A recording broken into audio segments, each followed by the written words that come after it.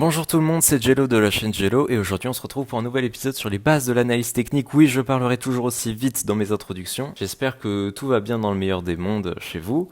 Moi en tout cas ça va plutôt bien. Une semaine assez rude mais ça va. Cet épisode va être un peu plus particulier tout simplement parce que c'est le dernier épisode du deuxième chapitre. Donc le dernier épisode sur les indicateurs. Et comme je vous avais indiqué dans le tout premier épisode sur le chapitre 2, des indicateurs, il y en a plein. Il y en a plein, il y en a plein, il y en a plein. Je vous ai parlé d'indicateurs plutôt basiques, le RSI, MACD, etc. Je ne vous ai pas parlé de d'autres indicateurs comme les volumes ou des choses comme ça. Et à l'inverse, je vous ai parlé d'indicateurs qui n'avaient strictement rien à faire sur des vidéos sur les bases de l'analyse technique. Je pense notamment au H-Ribbon. Et aujourd'hui, pour ce dernier épisode sur les indicateurs, avant de s'attaquer aux patterns, du coup, je voulais vous montrer plein d'indicateurs différents. Donc, contrairement à la plupart des épisodes où je vous parlais du RSI, puis ensuite du MACD, puis ensuite des moyennes mobiles, aujourd'hui, vraiment, on va se pencher sur plein d'indicateurs. D'accord ? Mais avant ça, vous savez très bien. Vous savez très bien ce que je vais dire. Écoutez, joyeux nouvel ATH.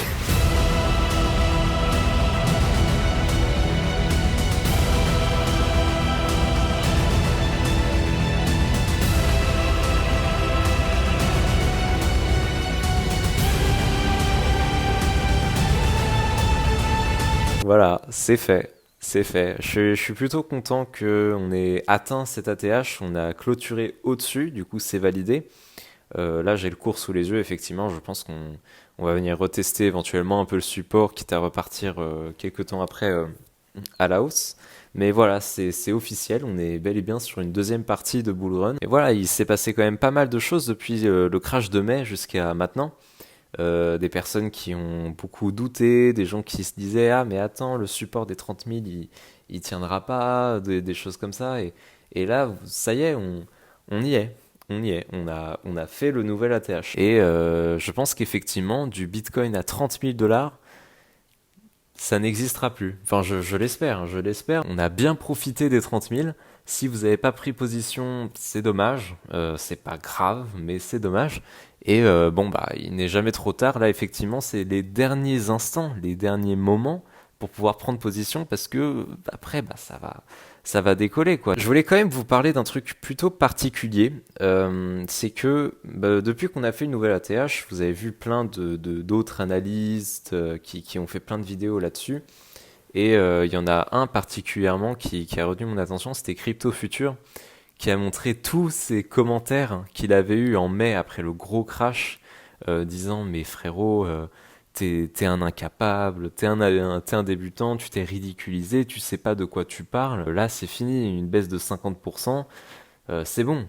On est en bear market, etc., etc. Ça, j'aimerais vous en parler de ça parce que je sais même pas comment c'est possible. Je pense que je suis vraiment passé à côté des gens qui l'ont vraiment mais détruit, quoi, au final. Avec un peu de recul, il avait totalement raison. On a eu raison de croire au projet derrière. Et ça, c'est très important de le garder en tête. Et aujourd'hui, si je vous fais cette vidéo, c'est pour montrer un peu l'importance des fondamentales.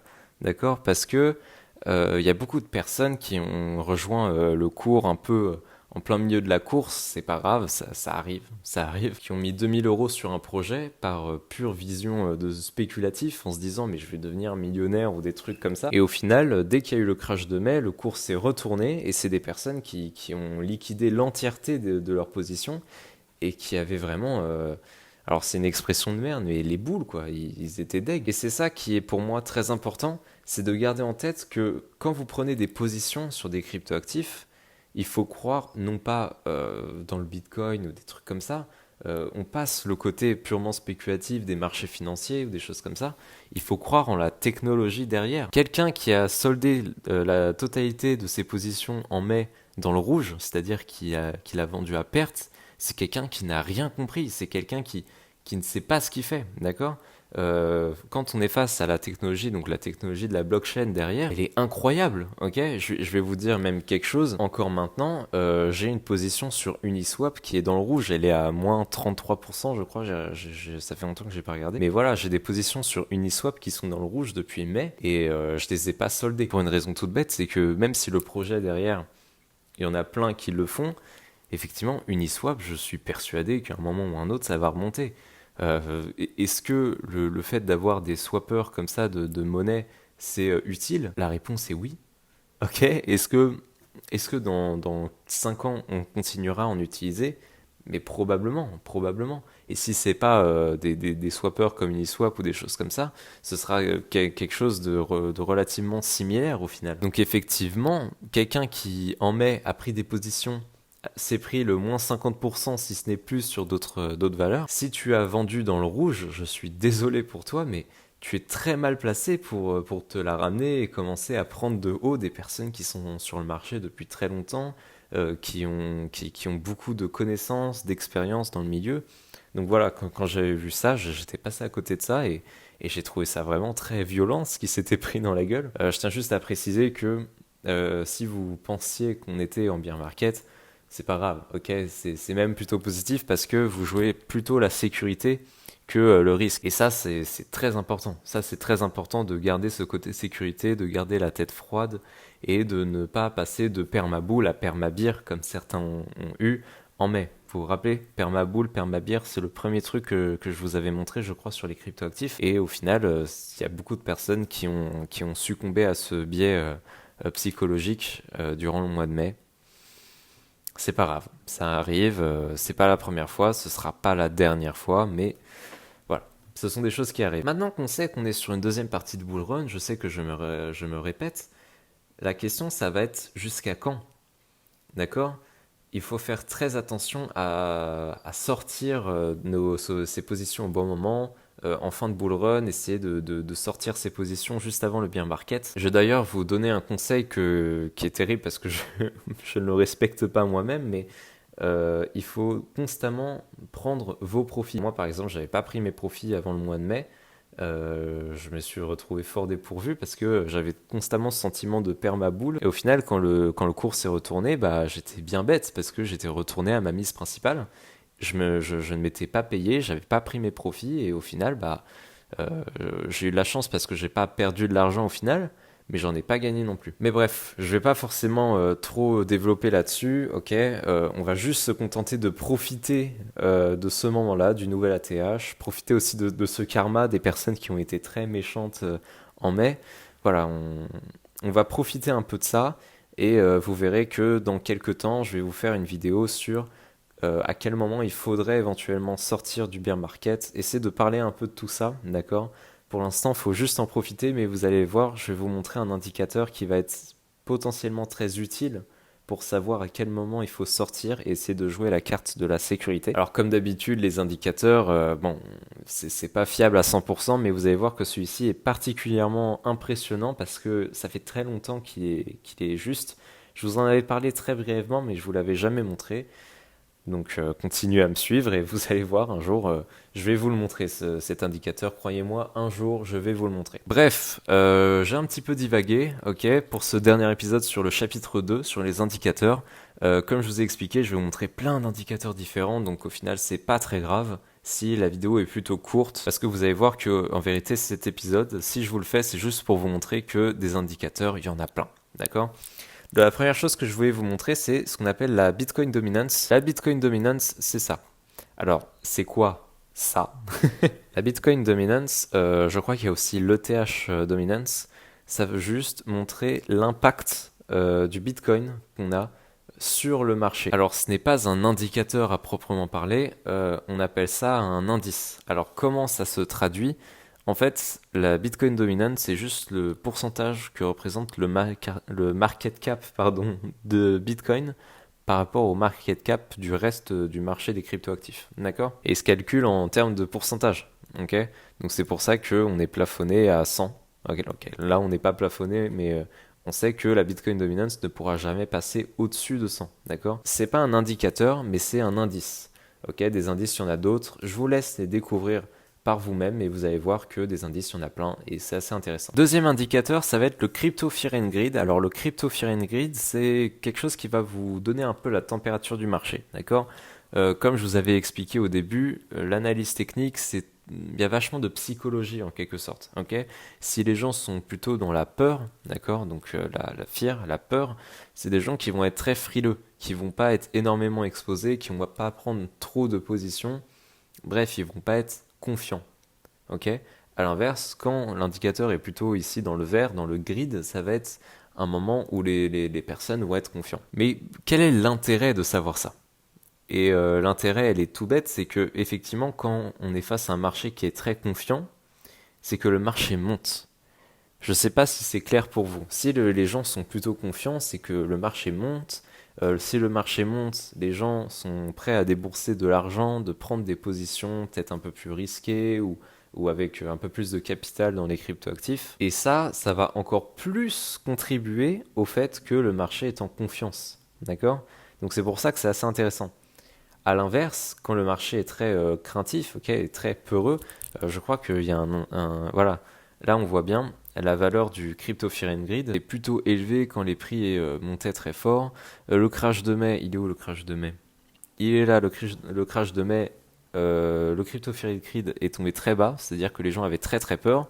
Et là, on commence à repartir un petit peu plus à la hausse. Alors, on restait un peu méfiant ici, mais ça repart à la hausse. Pourquoi c'est intéressant de le savoir? Tout simplement parce qu'en règle générale, quand le marché est plutôt peureux, c'est plutôt le moment où il faut prendre des positions.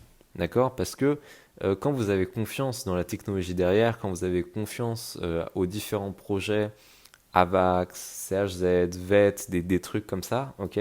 Si les gens sont plutôt peureux derrière, alors que vous savez que le projet est intéressant, que quelque chose qui arrive à tracer des produits comme VET peut faire, on sait que le projet est intéressant. Donc si les gens sont peureux, c'est-à-dire que le cours ne va pas monter tout de suite, donc c'est-à-dire que ça va être intéressant de prendre des positions maintenant. C'est un peu tiré par les cheveux, mais en vérité, ça reste quand même assez vrai. Okay, des gens qui ont peur, c'est des gens qui ne vont pas soutenir cette demande et donc faire monter les prix. Okay, si ce résumé permet de vous convaincre, c'est le plus important. Okay, si les gens ont peur, ça veut dire qu'ils ne vont pas venir soutenir la demande et donc les prix ne vont pas monter. Dernier indicateur qui lui est un petit peu moins particulier que le Crypto Fear and Greed, ça va être un indicateur qui va être un peu plus long terme, d'accord, qui s'appelle le Stock to Flow Model.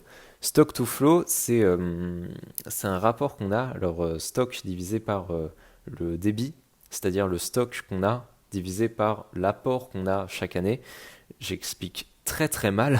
En fait, le stock to flow, ce qui va nous donner comme information, c'est juste si une valeur, ça va être plutôt pratique comme étant une valeur refuge.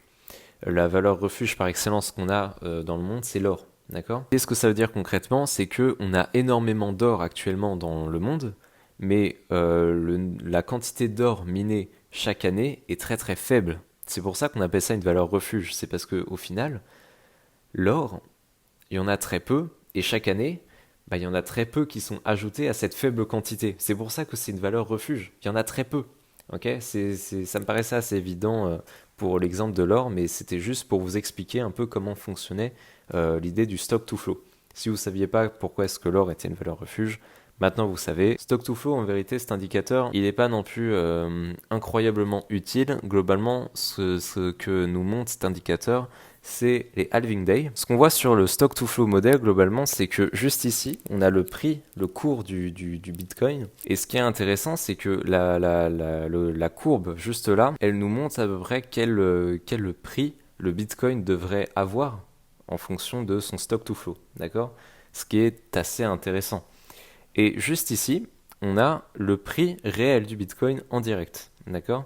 Et qu'est-ce qu'on voit globalement? C'est que quand on a un halving day, le stock to flow, enfin le prix du Bitcoin en fonction de son stock to flow monte, okay, là où le cours du Bitcoin souvent tarde un petit peu à rattraper ce que le stock to flow nous indique, jusqu'à venir le dépasser. À chaque fois qu'on a un très grand cycle haussier, à chaque fois qu'on a un bull run, c'est caractérisé par une montée incroyable des prix du Bitcoin ou des choses comme ça. Donc on en a un là, on en a un là, on en a un là, et j'espère qu'on en aura un autre ici, qui correspond globalement à l'effet un peu to the moon, cette espèce de petite bulle spéculative qui se forme à chaque fois avant de se péter la gueule, parce que quand le cours est très très haut comme ça, on le voit bien. c'est que concrètement, le prix du Bitcoin est très haut, alors que la valeur qu'elle devrait avoir en fonction de son stock to flow est beaucoup plus faible. C'est pour ça que souvent on passe au-dessus pour l'effet bull run, euphorie, etc., avant de se péter la gueule et de revenir finalement à sa valeur, à la véritable valeur que devrait avoir un Bitcoin. D'accord? Voilà, c'est ce que nous indique le stock to flow. Pourquoi je vous présente tous ces indicateurs? Parce que je pense que c'est pas forcément clair le pourquoi du comment. Pourquoi je vous indique tous ces indicateurs un petit peu n'importe comment? Tout simplement parce que jusqu'à maintenant, on a toujours vu des indicateurs qui se mettaient sur le graphique. Dans cette vidéo, dans ce dernier épisode sur ce chapitre-là, je voulais vous montrer que des indicateurs, ça se mettait pas forcément que sur des graphiques. Ok, on l'a bien vu, des indicateurs, ça pouvait aussi être des indices, ça pouvait aussi être des indices des indicateurs plutôt très long terme comme le stock to flow. Ça se trouvait sur des sites internet, etc., etc. Et ce que j'aimerais vous montrer à travers ça, c'est de ne pas juste vous limiter à votre TradingView, éventuellement au retracement de Fibonacci ou des choses comme ça, mais de vraiment parcourir un peu des sites internet qui vous montreraient des indicateurs qui vont être très utiles. Le stock to flow que je vous montre ici, c'est un indicateur qui est extrêmement utile, d'accord? Et qui est extrêmement intéressant à étudier. Et c'est pour ça que je vous montre tout ça, c'est pour vous pousser un peu à chercher ces indices, de chercher de votre côté, d'essayer de dénicher des indices, des indicateurs sur des sites internet, parfois un peu chelous, mais qui ont l'air d'être vrais ou des choses comme ça. Ok? Et ne restez pas juste figé à un MACD, un RSI, et juste baser toutes vos analyses là-dessus parce que ça me paraît très bancal, d'accord? Désolé si la vidéo a été un petit peu, comment dire, différente. Mais voilà, j'ai mis un peu de temps avant de la sortir. Merci quand même de l'avoir regardé. On se retrouve très vite pour un prochain épisode sur les bases de l'analyse technique.